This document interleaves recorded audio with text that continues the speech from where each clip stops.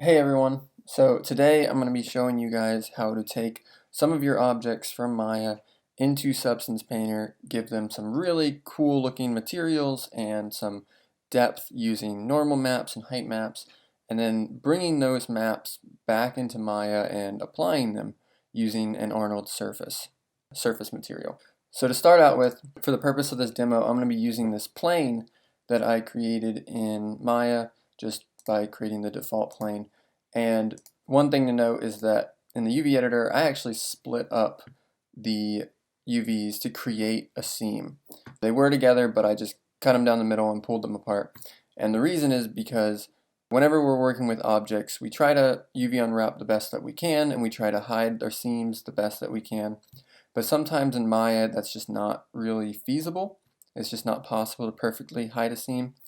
And so sometimes we'll have a texture that is trying to repeat itself, but it gets cut off because of the way that we've cut our object up.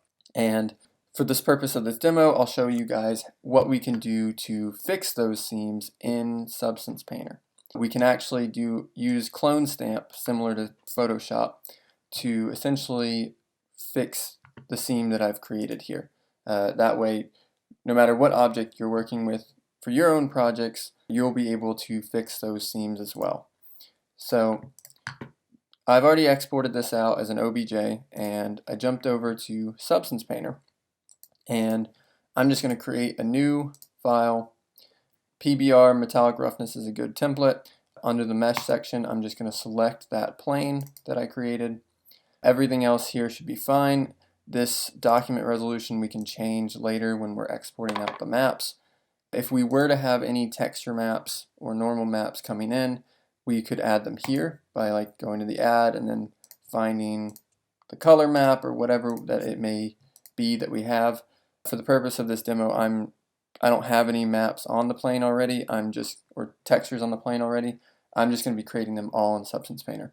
So I'm going to hit OK, and I'm going to have this plane. So first thing that I'm going to be showing you guys is how to generate normal map details and height map details onto an object by painting. And so one of the things that we can do is height map details. And this is essentially a displacement map that edits the geometry to give the illusion of depth.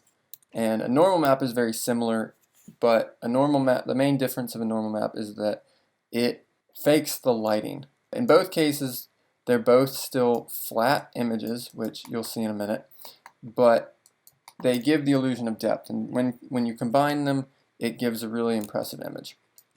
So for creating height maps, what we can do is we can create a new layer. Similar to Photoshop, we can work in layers. So going up to this little stack of papers, we can add a layer, and if I go down to the brushes tab, there's a lot of different brushes that I can choose from. For right now, I'm just going to choose the default soft brush, but we might jump to another one to show how intricate this can be. And once we click on the default soft brush, there will be some extra settings that pop up on the right side for me. And if I scroll down to the bottom or near the bottom, you'll see this material tab with color, height, roughness, metal, and normal. I'm going to turn off all of these except height. And that way, this layer, or this brush and this layer, is only affecting the height settings. All of the other things below disappeared once I got rid of them, except for the height setting. Now, what I can do with this is I can actually move this slider either to the right, which would give a positive height, or to the left, which would give a negative height, and then I can start painting. So if I give a positive height and I just draw a line, actually this might be a negative height. If I give a negative height and draw a line, then you can see that it creates like an indent into the object. And you can draw it however you want. If I go the other direction, it doesn't look like there's any difference, but it did reverse the shadows. I think I was right the first time that this is a outer one and inner one. But if I look on the side, it's still a flat image. I'm not actually changing the geometry. It's just giving the illusion of it popping out or going inward. and if I were to change where the light is looking, the crevices update accordingly. It's essentially trying to calculate depth. And you may see a seam right there, and that's perfectly fine. We'll deal with that later. If you need to draw straight lines, what you can do is you can click your beginning point, just a tap, and if you hold the shift button, you now get this line, and then you can tap again, and you can tap and tap again, and that way you can get this sort of nice, evenly spaced and robotic looking decal creation. And you can keep doing it. So once you have the beginning point, you can just keep holding shift to keep going if you want. And we can also use more complicated brushes as well. So like if I were to choose this mold brush, again making sure that only height is available, I'm going to put the height to positive, and I'm going to go up, and I'm actually going to increase the size of the brush. And if I were to tap it on, it didn't actually look like it did anything, but there we go.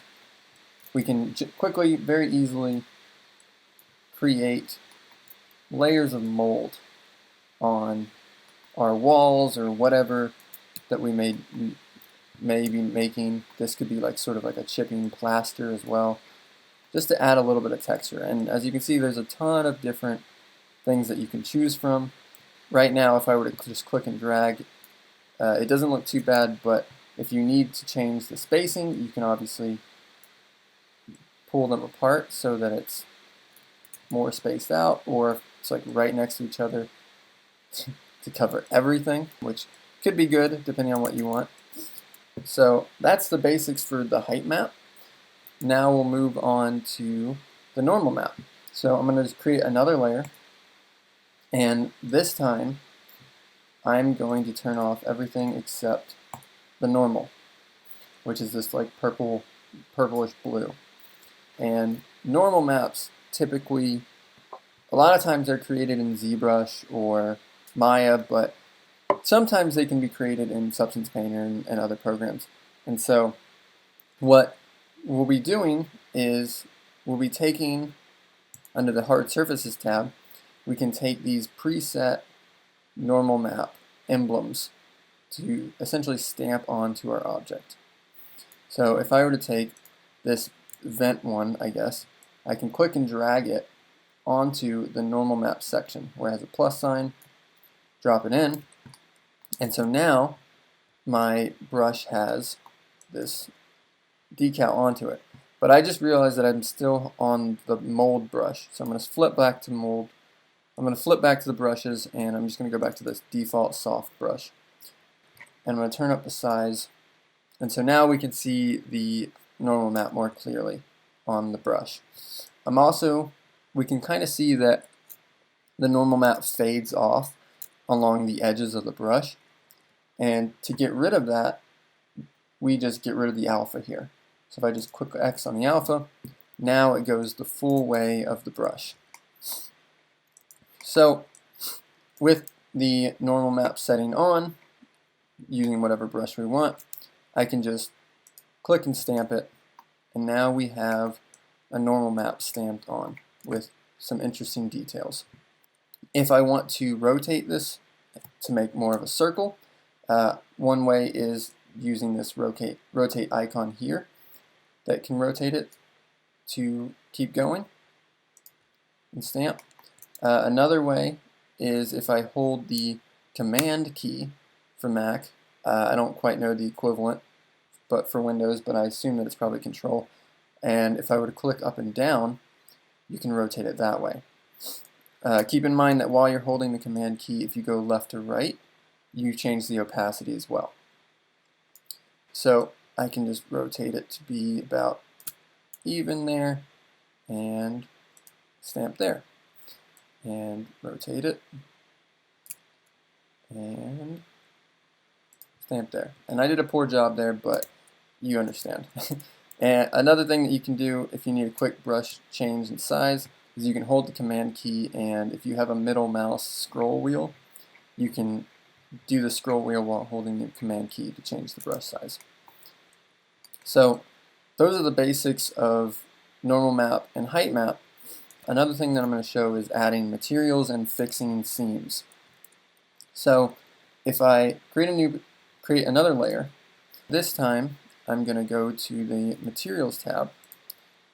Actually, we don't really even need this layer yet. We'll need it in a minute. But if I go to the materials tab or the smart materials tab, one of the two, they both give a ton of materials that we can drag and drop into the layer system to give a basic feel of what we want.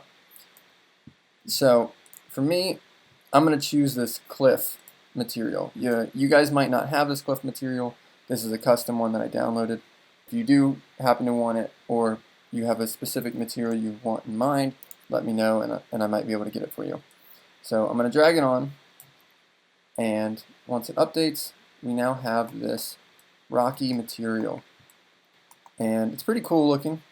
It's already got, you might be able to tell, it's already got some normal map and height map on this material, which is nice. It gives a little bit of a feel to it. And in addition, we can see the normal stuff that we've already stamped out and added. It looks like the mold height map that we added seems to go well with this rocky material. Adds a bit more roughness to it.